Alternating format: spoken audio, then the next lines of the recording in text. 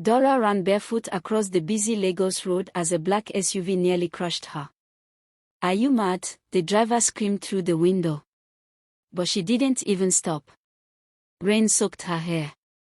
Tears mixed with sweat on her face. Her heart pounded violently as she clutched the small black bottle hidden inside her handbag. Behind her, Femi's voice echoed through the street like a madman chasing death itself.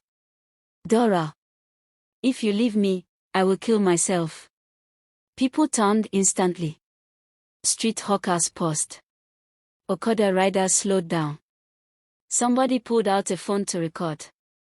Dara kept running. Because she knew something nobody else knew. This wasn't love anymore. This was obsession. And obsession had already started destroying lives. 3 months earlier, Dara could never have imagined her life ending this way. At 26, she was drowning in poverty inside a tiny one-room apartment in Mushin. Every morning she woke up with fear sitting heavily on her chest. Fear of rent. Fear of hunger. Fear of shame. The tailoring business she had struggled to build had collapsed completely. Customers stopped coming. Her sewing machine spoiled. Electricity bills piled up endlessly. One evening, she sat on the floor staring at an empty pot. No rice. No Gary. Nothing. Her phone suddenly rang. It was her mother calling from the village. "Dara, your brother was sent home from school again." Dara closed her eyes slowly. "Mama, please give me a little time." "We've been giving time to suffering for too long," her mother replied weakly. That sentence broke her. After the call ended, Dara burst into tears. She cried until her chest hurt. Then suddenly her best friend, Amoka, entered the room carrying 2 meat pies and a bottle of Coke. Amoka looked around quietly before shaking her head. "You're getting thinner every day." Dara forced a smile. "At least I'm still alive." Amoka sat beside her. "For how long?" Dara looked away. Lagos was wicked to poor people. Every day felt like survivor inside a battlefield. Everywhere she turned, people with money treated her like she was invisible. But online, she kept seeing girls her age living soft, luxurious lives. Expensive vacations. Designer bags. Cars. Fancy restaurants. And deep inside, jealousy began growing like poison. "What exactly am I doing wrong?" Dara whispered. Amoka stared at her carefully. "You really want to know?" Dara nodded. Amoka lowered her voice. "There's a woman in Ikorodu." Dara frowned. "What woman?" "A powerful woman." Dara immediately hissed. "If this is another hookup connection, forget it. It's not hookup. Yahoo boys." "No." "Then what?" Amoka leaned closer. "Kayanmata." Silence swallowed the room instantly. Dara stared at her in disbelief. "You must be crazy." Amoka shrugged. "Call it whatever you want. But the girls you envy, most of them use something. I'm not doing juju. Poverty is already doing juju on you." That sentence hit differently. Dara remained quiet. Amoka continued softly. "You think beauty alone keeps billionaires obsessed? Open your eyes. I'm not a prostitute." "And who said prostitution?" "Men will willingly give you money. Gift. Houses. Cars. You won't force anybody." Dara stood up angrily. "No." But that night, after Amoka left, darkness filled the room again. The landlord knocked aggressively around midnight. "Dara. Tomorrow morning if I don't see my money, pack your load." She sat on the floor trembling. Her account balance was 1,800 Nigerian nairas. The next morning, hunger pushed her pride aside. She called Amoka. "Take me there." 2 hours later, they arrived at an old compound hidden behind thick bushes on the outskirts of Ikorodu. The air felt strange immediately. Cold. Heavy. Like something evil was breathing nearby. An elderly woman dressed completely in red sat inside a candlelit room. The woman smiled slowly when she saw Dara. So this is the girl suffering from poverty. Dora's throat tightened. Amoka squeezed her hand. The old woman circled Dara slowly. You want wealth? Dara nodded nervously. You want soft life? Another nod. You want men to worship you? Dara hesitated this time. The woman laughed softly. All women want power. She brought out a tiny black bottle. Inside was a dark thick liquid. This will make any man lose himself for you. Dara swallowed hard. What's the price? The woman's smile disappeared instantly. Never fall in love. Dara frowned. What?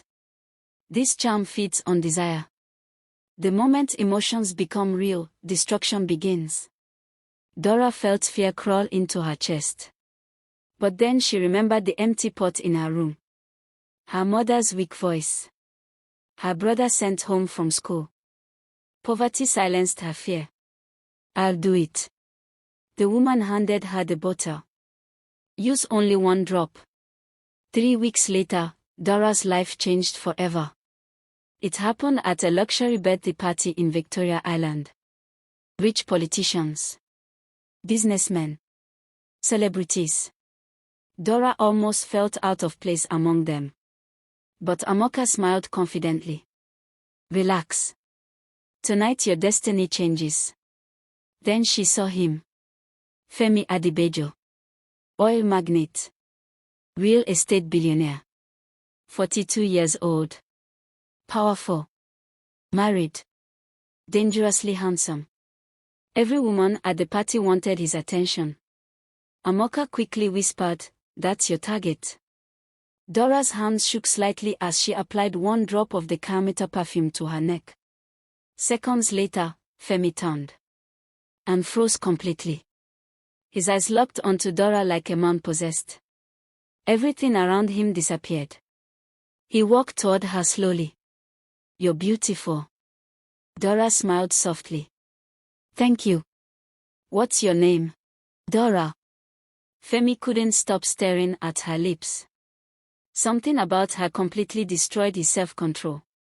That night, he refused to leave her side.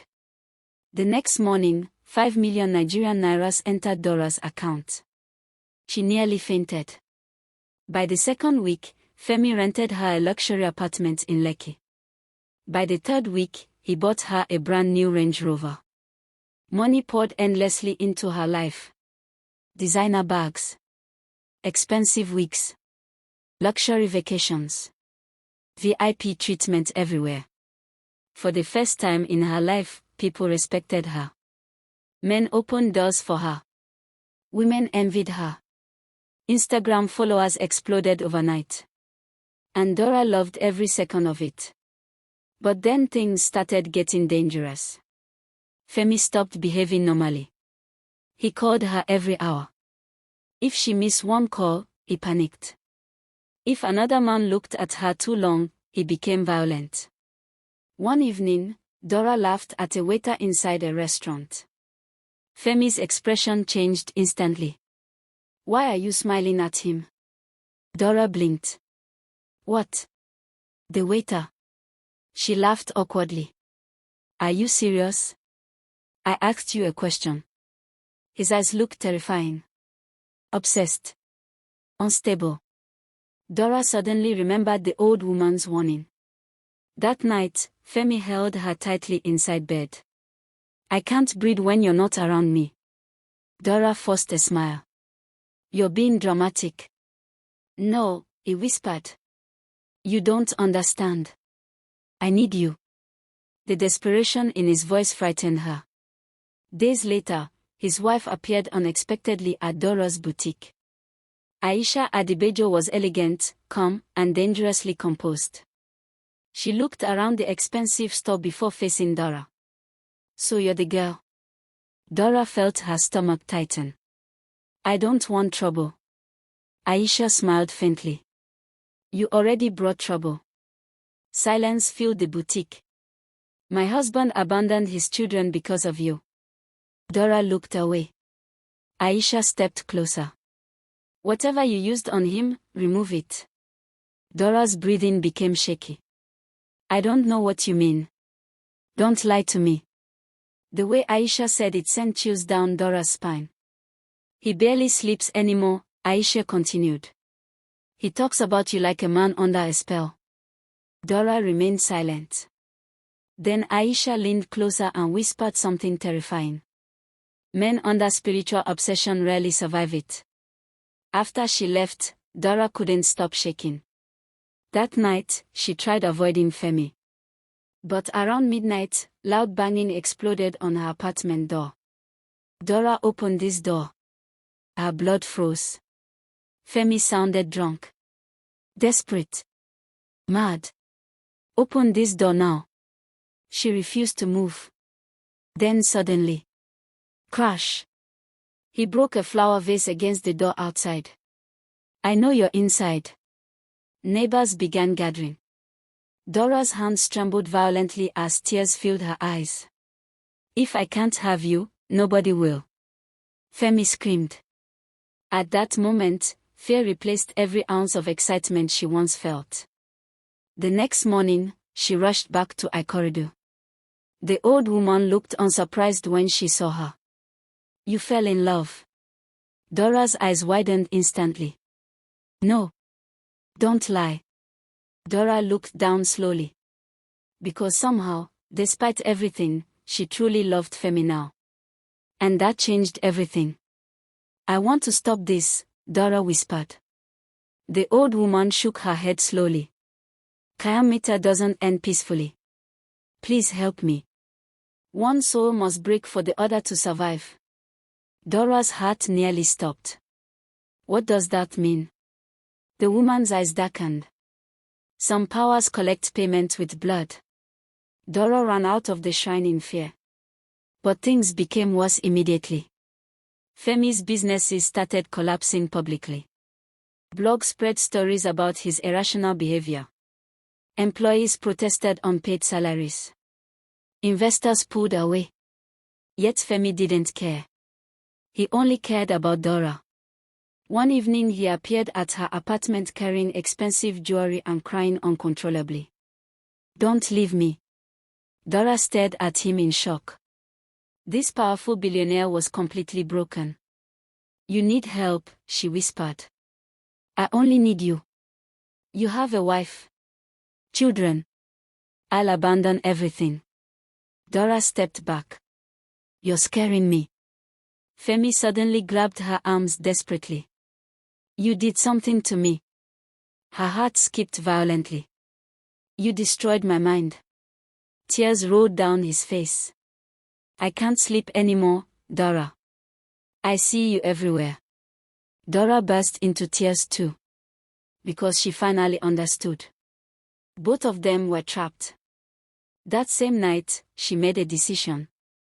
She packed her bags quietly, switched off her phone, and disappeared. But obsession doesn't disappear quietly. 2 days later, social media exploded with shocking news. Billionaire businessman Femi Adebayo was found unconscious inside his mansion after a suspected overdose. Beside him was Dara's photograph. The internet went wild instantly. She used him. She's a ritualist. She destroyed that man. Blogs dragged her endlessly. People searched everywhere for her. But Dara had vanished completely. Some people claimed they saw her boarding a bus to Benin. Others swore she returned to the shrine in Ikorodu. Nobody knew the truth. But deep inside certain corners of Lagos, her story still lives like a warning whispered carefully between women hungry for soft life. Because sometimes the price of luxury is far greater than poverty itself. And sometimes the most dangerous thing in the world is not hunger, but desperation. If you enjoyed this story, don't forget to like this video, subscribe to the channel, and drop your thoughts in the comments. Would you ever risk everything for wealth and power?